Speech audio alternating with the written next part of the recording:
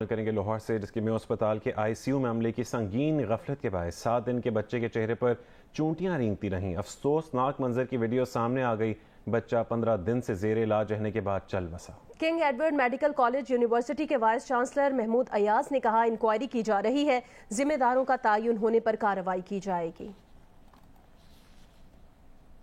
किसी भी अस्पताल के आईसीयू की हसासियत और अहमियत से सभी वाकिफ हैं, लेकिन मेयो अस्पताल के आईसीयू में दाखिल 7 दिन के बच्चे के चेहरे पर मंडलाती चूटियां इस यूनिट के जिम्मेदारों की फराइज की अदायगी और लापरवाही पर एक बड़ा सवालिया निशान है। अस्पताल ज़राए के मुताबिक बच्चे की हालत इतनी खराब थी कि वो वेंटिलेटर पे था। आईसीयू का अमला मुबैना तौर पर गायब था। किसी ने बच्चे के चेहरे पर मंडलाती चूटियों पर ध्यान ही नहीं दिया। बच्चा 15 दिन जेर इलाज रहने के बाद चल बसा। किंग एडवर्ड यूनिवर्सिटी के वाइस चांसलर महमूद अयाज का कहना है कि आईसीयू में इस तरह होना अमले की गफलत है। इत्तला मिलने पर खुद आईसीयू का दौरा किया। बच्चे के चेहरे पर चूंटियां चलने का वाकया 4 अक्टूबर का है। इंक्वायरी जारी है, जिम्मेदारों का तयन होने पर कार्रवाई की जाएगी।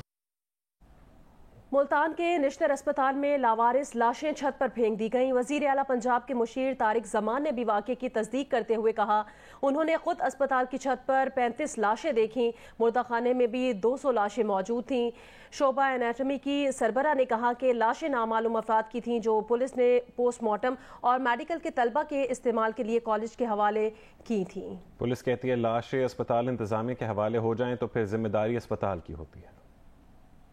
नामालूम और लावारिस लाशों की मुल्तान में बेहुरमती। लाशों की बेहुरमती कई दहाइयों से होने लगी, लेकिन किसी के कान पर जूं तक ना रेंगी। लाशों को दफनाने की जिम्मेदारी किसकी?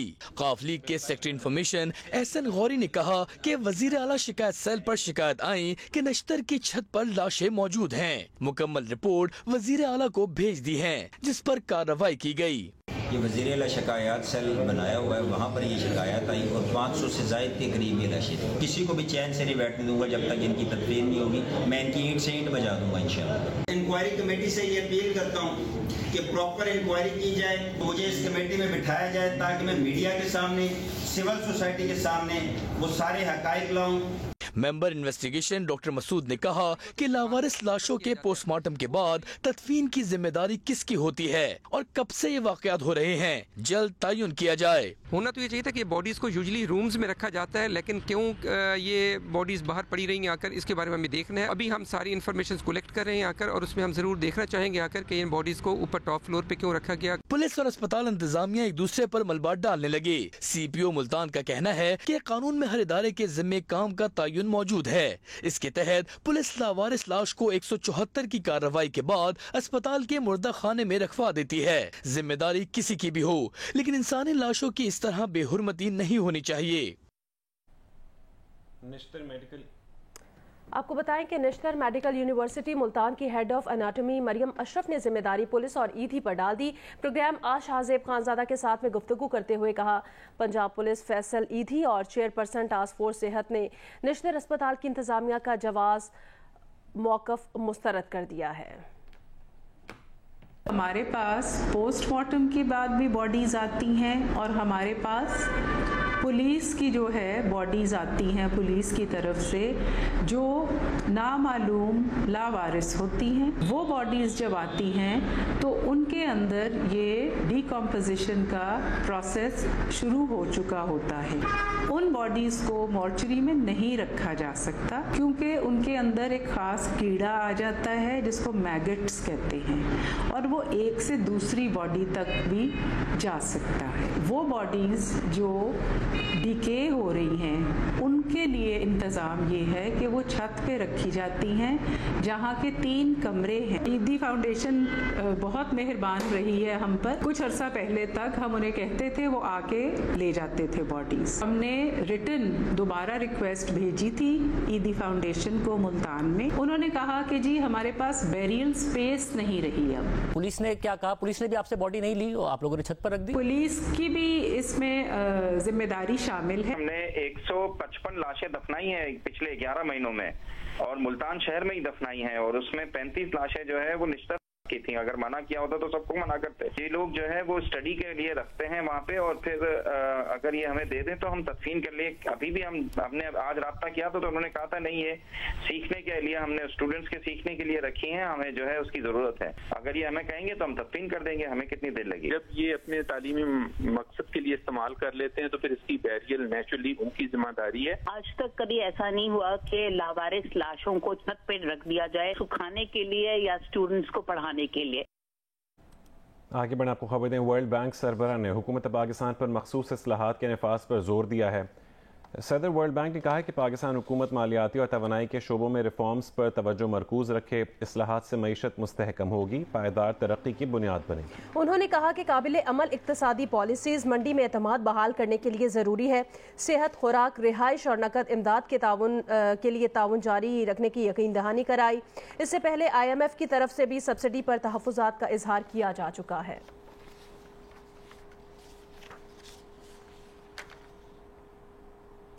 अभी आगे बढ़े, आपको बताएं मुल्क में महंगाई की मजमूई हफ्तावार शरह 28.44% हो गई है।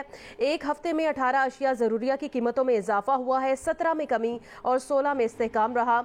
इदारा शुमारियात के मुताबिक हफ्तावार बुनियाद पर महंगाई की शरह 0.57% कमी आ गई है। इदारा शुमारियात के मुताबिक आलू, गाय का गोश्त, दाल, मूंग, चावल, खुश्क दूध समेत 18 अशिया महंगी हुई। 20 किलो आटे का थैला ₹14.84 सस्ता हुआ।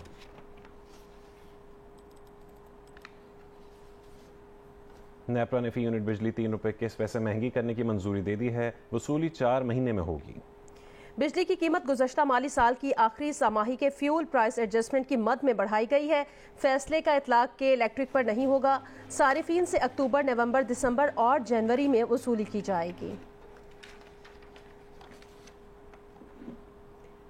रुपए की कदर में बेहतरी के बायस पीर से पेट्रोल की कीमत में 10 से 15 रुपए फी लीटर और डीजल की कीमत में 2 रुपए कमी का इम्कान है। लेकिन ज़राए के मुताबिक IMF के पेट्रोलियम सब्सिडी पर तहफ़्फ़ुज़ात के बाद कीमतों में कमी मौखिर हो सकती है। कीमतों में कमी पेट्रोलियम लेवी की मद में इस्तेमाल हो सकती है। T20 वर्ल्ड कप के आगाज में अब रह गए हैं सिर्फ 2 दिन। मेगा इवेंट के लिए पाकिस्तान के हतमी 15 रुकनी स्क्वाड में फखर जमान को शामिल कर लिया गया।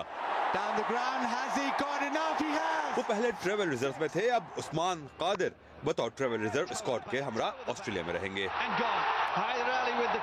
PCB का कहना है कि उस्मान कादिर 25 सितंबर को इंग्लैंड के खिलाफ T20 मैच के दौरान इंजरी का शिकार हो गए थे। वो 22 अक्टूबर तक सिलेक्शन के लिए दस्तयाब नहीं। घुट्टे की इंजरी से छुटकारा पाने के बाद फखर जमान और शाहिन शाह आफरीदी हफ्ते को लंदन से ब्रिस्बेन पहुंचेंगे। पाकिस्तान टीम ब्रिस्बेन में इंग्लैंड और अफगानिस्तान के खिलाफ 17 और 19 अक्टूबर को वार्म अप मैचेस खेलेगी और 23 अक्टूबर को मेगा इवेंट में अपना पहला मैच भारत के खिलाफ मेलबर्न में खेलेगी। पाकिस्तान का T20 वर्ल्ड कप स्क्वाड इन खिलाड़ियों पर मुश्तमिल है। बाबर आजम, शादाब खान, मोहम्मद रिजवान, फखर जमान, शान मसूद, इफ्तिखार अहमद, आसिफ अली, हैदर अली, खुशदिल शाह, मोहम्मद नवाज, शाहिन शाह आफरीदी, हारिस रऊफ, मोहम्मद वसीम जूनियर, मोहम्मद हसनैन और Naseem Shah. Number 1 T20 batter Mohammad Rizwan इस साल अब तक सबसे ज्यादा रन्स बनाने वाले खिलाड़ी बन गए। पाकिस्तान के इन फॉर्म बैटर ने भारतीय खिलाड़ी सूर्या कुमार यादव को पीछे छोड़ दी। लाहौर कलंदर्स के प्लेयर डेवलपमेंट प्रोग्राम के बाद स्पोर्ट्स बोर्ड पंजाब और लाहौर कलंदर्स के दरमियान विमेन प्लेयर डेवलपमेंट प्रोग्राम के लिए मफाहमत की याददाश्त पर दस्तखत की तकरीब मुनक्किद की गई। लाहौर से हफ्सा उस्मान की रिपोर्ट देखिए। पंजाब स्पोर्ट्स कॉम्प्लेक्स में लाहौर कलंदर और स्पोर्ट्स बोर्ड के दरमियान विमेन प्लेयर डेवलपमेंट के लिए मुफाहमत की याददाश्त पर दस्तखत किए गए। इस मौके पर लाहौर कलंदर के CEO Atif Rana, director cricket Aqib Javed, सूबाई वजीर खेल Taimur Masood, DG Punjab sports board Tariq Qureshi और बैंक ऑफ पंजाब के CEO जफर मसूद भी मौजूद थे। CEO लाहौर कलंदर आतिफ राना ने कहा कि 18 अक्टूबर को लाहौर कलंदर हाई परफॉर्मेंस सेंटर में ट्रायल्स होंगे और 19 अक्टूबर को कनेड कॉलेज में ट्रायल्स मुनक्किद किए जाएंगे। हम फीमेल में भी क्लास ऑफ 2022 बनाने लगे हैं, जिसमें हम 22 लड़कियां सेलेक्ट करेंगे पंजाब में से, पूरे पंजाब में से, और फिर उनको 1 साल का कॉन्ट्रैक्ट देंगे। उनका स्कॉलरशिप, रहना, खाना पीना, everything responsibility of Lahore Qalandars. अगर इन्होंने करानी है ना वुमेन लीग, तो उसका तरीक़ेकार भी ये होना चाहिए कि आप पहले लाहौर पंजाब में 22 लड़कियां रखें, इसी तरह सिंध में रखें, इसी तरह बलूचिस्तान में रखें, इसी तरह आप KP में रखें। उनको 1 साल पहले रेडी करें, तैयार करें, ताकि वो प्रोडक्ट जो है वो टीवी के ऊपर दिखाने के काबिल हो। मीडिया से गुफ्तगू करते हुए सूबाई वजीर खेल तैमूर मसूद ने कहा कि पंजाब स्पोर्ट्स बोर्ड अपनी क्रिकेट एकेडमी बना रहा है और लाहौर कलंदर एकेडमी के प्लेयर्स की डेवलपमेंट में मावनत फ्राहम करेगा। यहाँ से पंजाब के प्लेयर्स को, क्रिकेटर्स को आगे लेकर इंशाअल्लाह ताला नेशनल और इंटरनेशनल लेवल के ऊपर उनको मौका मिलेगा। We are lucky enough and we are grateful कि जो लाहौर कलंदर्स की जो मैनेजमेंट है उन्होंने बच्चों के लिए और टीनेजर्स के लिए और बच्चियों के लिए भी ये एक अपॉर्चुनिटी प्रोवाइड की। इस मौके पर बैंक ऑफ पंजाब के CEO जफर मसूद का कहना था कि खवातीन को मौका देना होगा ताकि वो अपनी सलाहियतों का इजहार कर सके। खवातीन को जितने मौके मिलेंगे इससे मुल्क और माशरे की बेहतर तौर से तरक्की होगी। कैमरामैन जवाद हैदर के साथ हफ्सा उस्मान, जियो न्यूज़, लाहौर। दोहा में जारी street child football world cup में पाकिस्तानी टीम क्वार्टर फाइनल में तंजानिया के मद्दे मुकाबिल होगी। खिलाड़ी फतह के लिए पुरज़्म हैं। पाकिस्तानी फुटबॉलर्स ने मैच के लिए भरपूर ट्रेनिंग सेशन भी किया।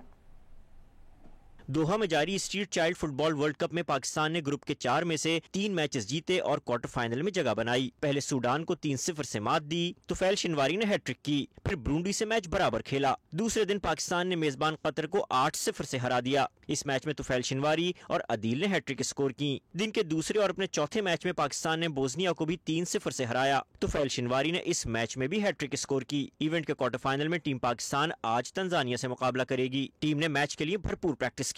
खिलाड़ी क्वार्टर फाइनल में भी कामयाबी के लिए पुरज़्म हैं। आगे बढ़ते हैं। दस्तकारी एक महारत के साथ साथ फ़न भी है जो किसी भी इलाके की मखसूस सकाफत की अक्कासी करती है। बलूचिस्तान में सैकड़ों खवातीन के लिए ये बाइज्जत रोजगार का जरिया है जिससे वाबस्ता होकर वो अपने खानदानों की कफालत भी करती हैं। ऐसी ही बाहिम्मत हुनरमंद खवातीन से मिलवा रही हैं कोयटा से माहम आफ्ताब। काम करते बहुत मुश्किल होती है, बहुत मेहनत करना पड़ती है, फिर भी कुछ नहीं बचता। कशीदे का काम भी करते हैं, एक जोड़ा बनाने में 4 माह भी लग जाते हैं, इतना मुआवजा नहीं मिलता। कोयटा की ये बाहिम्मत हुनरमंद और मेहनती खातून सेहत बीबी इन खवातीन में से एक हैं जो अपने हाथों से कशीदा कारी का काम करती हैं। इनके हाथ में ऐसा फ़न है जिससे वो खवातीन के लिबास और चादरें बनाती हैं। यही नहीं, वो अपना ये फ़न दीगर बच्चियों और खवातीन को भी सिखा रही हैं और यही इनके रोज़गार का वसीला भी है।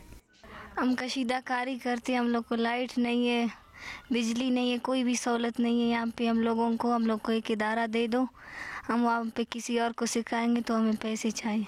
कशीदा कारी से बने ये मलबूसात बलोच सकाफत की अक्कासी करते हैं। खुशाइन बात यह है कि वक्त गुजरने के साथ इनकी मांग में भी इजाफा हो रहा है। ताहम इसके बरअक्स हुनरमंद खवातीन के माशी हालात में बेहतरी के आसार दिखाई नहीं दे रहे। बीबी नसरीन और इनकी तरह बाइज्जत तरीके से घरेलू सतह पर काम करने वाली दीगर हुनरमंद खवातीन यकीनन माशरे के लिए मशले राह है। इनकी समाजी और सरकारी सतह पर हौसला अफजाई से माशरे में खुशहाली के साथ साथ मुस्बत तब्दीली भी लाई जा सकती है। कैमरामैन एक्मी रॉजर के साथ माहम आफ्ताब, जियो न्यूज़, कोयटा।